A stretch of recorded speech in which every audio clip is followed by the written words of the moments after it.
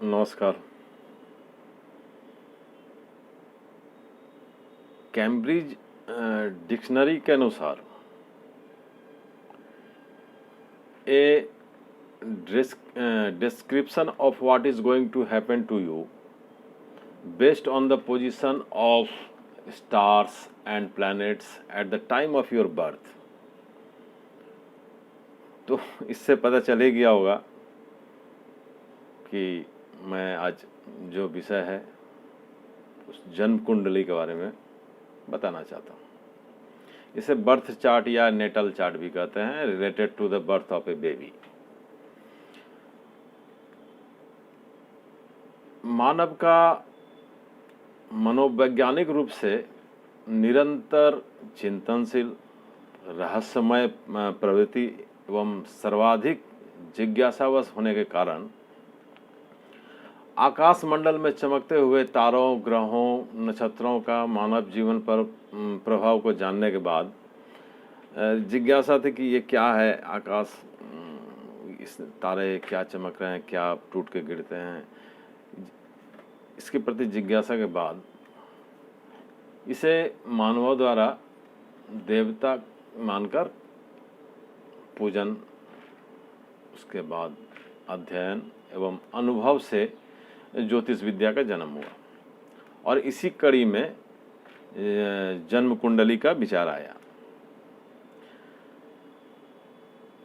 और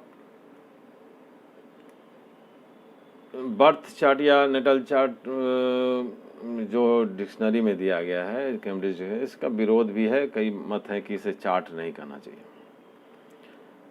अब ग्रहों का शुभाशुभ विचार इत्यादि का समावेश संपूर्ण जन्म कुंडली में किया जाता है। कुंडली, जन्म कुंडली, जन्म पत्रिका या होरोस्कोप भी कह सकते हैं। भारत में परंपरा है कि जब किसी बच्चे का जन्म होता है तो उसके परिजन ज्योतिष के पास जाते हैं, ज्योतिषी के पास जाकर उनकी तात्कालीन कुंडली या हॉरोस्कोप बनवाते हैं। लग्न राशि पता करने के लिए आपको जन्म तिथि, जन्म समय, जन्म स्थान का पता होना चाहिए। कुंडली के अनुसार बच्चे की जो राशि होती है उसके हिसाब से एक अक्षर का चयन किया जाता है। माता पिता अपने शिशु के लिए इसी अक्षर से शुरू होता नाम रखते हैं, यानी नामकरण संस्कार किया जाता है।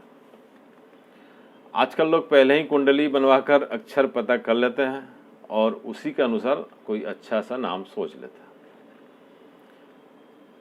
कुंडली का वैदिक ज्योतिष में महत्वपूर्ण स्थान है। इसे सामान्य रूप से जन्मपत्री भी कहा जाता है। ज्योतिष शास्त्र के अनुसार तकनीकी रूप से जन्म कुंडली या जन्मपत्री किसी भी व्यक्ति के जन्म के समय आकाश मंडल में उदित नक्षत्र, राशि और ग्रहों की स्थिति की सचित्र वर्णना करता है। यानी कि जन्म के समय आकाश की जो स्थिति थी वही उसका नक्शा मान लीजिए तो वो हॉरोस्कोप में दिखाई पड़ता है कि उस समय वही स्थिति थी और उससे ही विचार हो जाता है। कुंडली में संपूर्ण भवचक्र को 12 भागों में विभाजित किया जाता है और जिस प्रकार से एक वृत्त के 360 डिग्री होते हैं उसी प्रकार से कुंडली में भी 360 अंशों को 12 भागों में विभाजित करने का हर भाग में 30 अंश बनाकर एक राशि के नाम दिया जाता है।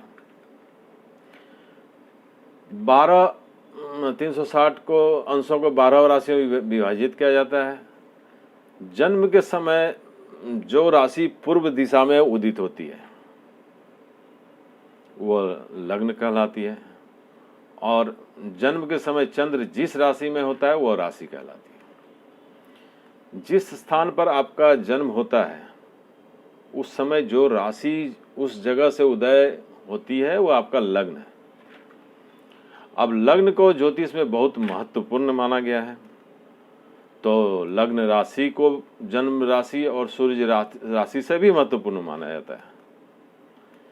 व्यक्ति के जीवन की भविष्यवाणी उसके लग्न या लग्न राशि को ध्यान में रख कर ही की जाती है। आकाश में दो तरह के प्रकाश पिंड दिखाई पड़ते हैं, स्थिर जो है नक्षत्र, और जो स्थान परिवर्तन करते रहते हैं उसे वो ग्रह कहलाए। सूर्य जिस मार्ग से चलकर एक वर्ष में नक्षत्र चक्र की एक परिक्रमा पूरी करता है उसे क्रांतिवृत्त या एक्लिप्टिक कहते हैं। 12 राशियां जो कि साइन के रूप में माना जाता है राशि को, उसमें कुछ तारापुंजों से जीवधारियों जैसी आकृतियां बन जाती है और इन्हीं आकृतियों के ऊपर ही राशियों के नाम तय किए गए। अब मेष जो एरिस, मेष, वृष जो टोरस, मिथुन जेमिनी, कर्क या केकड़ा जो बोलते हैं केकड़े की तरह देखने में कैंसर, सिंह यानी लियो, कन्या वर्गो, तुला को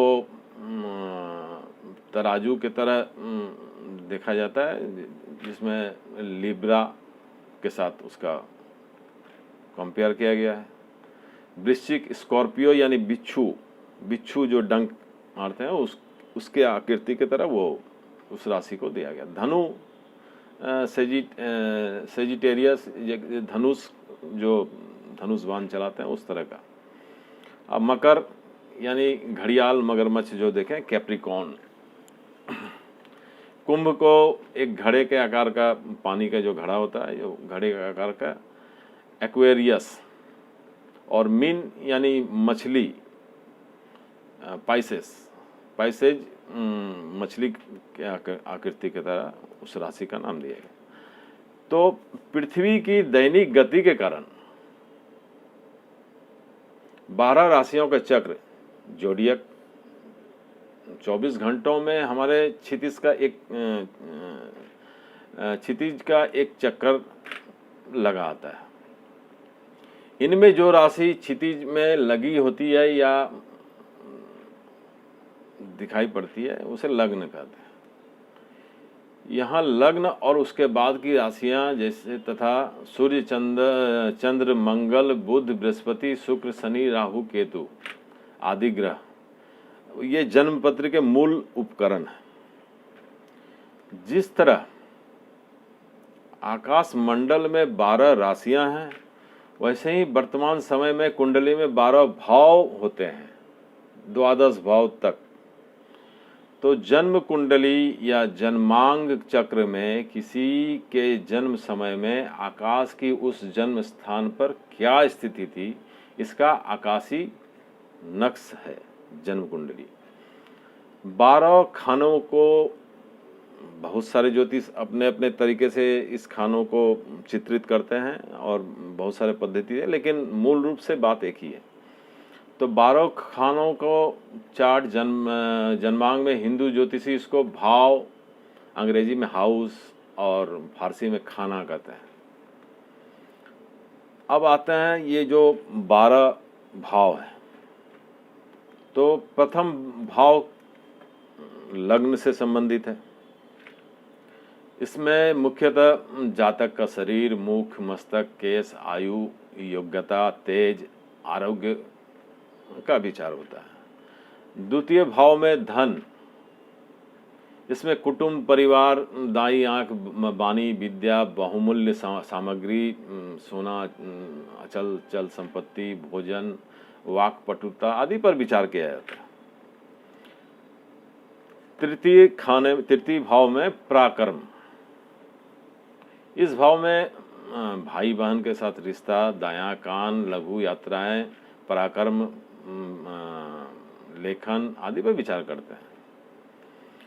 चतुर्थ भाव में सुख, इस भाव से माता के बारे में विचार किया जाता है।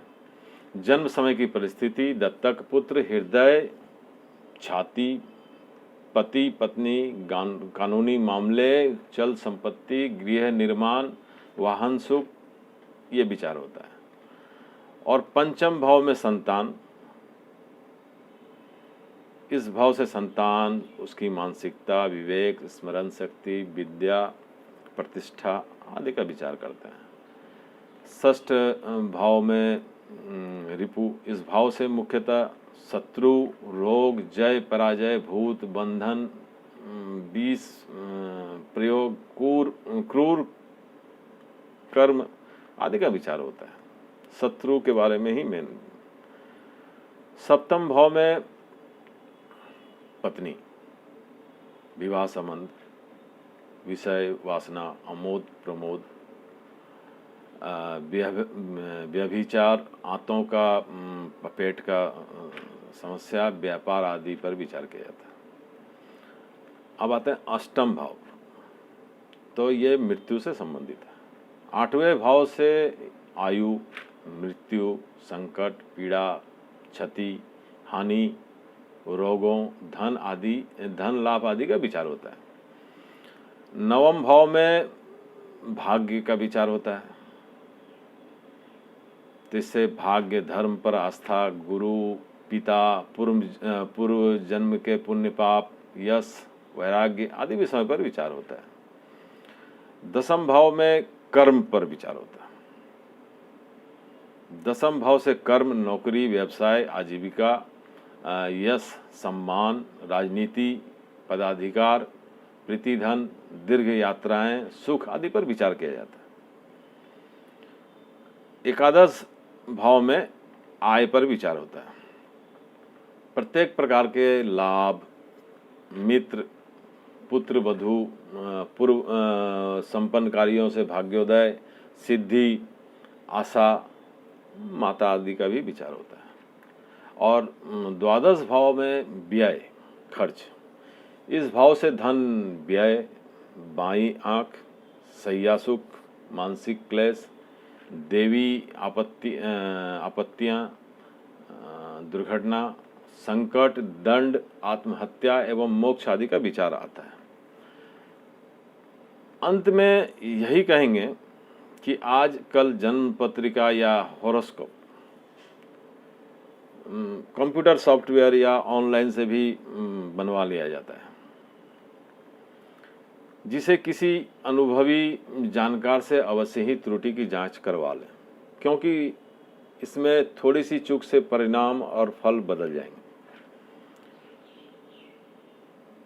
खैर, अब आते हैं, भारत एक विचित्र देश है। यहाँ असंभव कुछ भी नहीं, और ज्योतिष एक अद्भुत गणित है। इसके बराबर संसार में दूसरा कोई गणित नहीं है। अब जन्मपत्री रचना शुद्ध गणित पर आधारित है, एवं मेरी व्यक्तिगत राय है कि जन्म पत्रिका किसी कुशल ज्योतिष जो गणित में सही एवं शुद्ध रूप से पारंगत हो, दक्ष हो, उनसे ही बनवाएं। तो संक्षिप्त में आज कुंडली, हॉरोस्कोप, जन्म कुंडली, जो भी बोल लें, बांग्ला में इसको बोलते हैं कुष्ठी। तो आज इतना ही। फिर मिलते हैं किसी नए आयाम पर। मैं सुबोध कुमार मिश्रा अपनी वाणी को यहीं विराम देता हूँ। आपका आगामी मंगलमय हो। नमस्कार।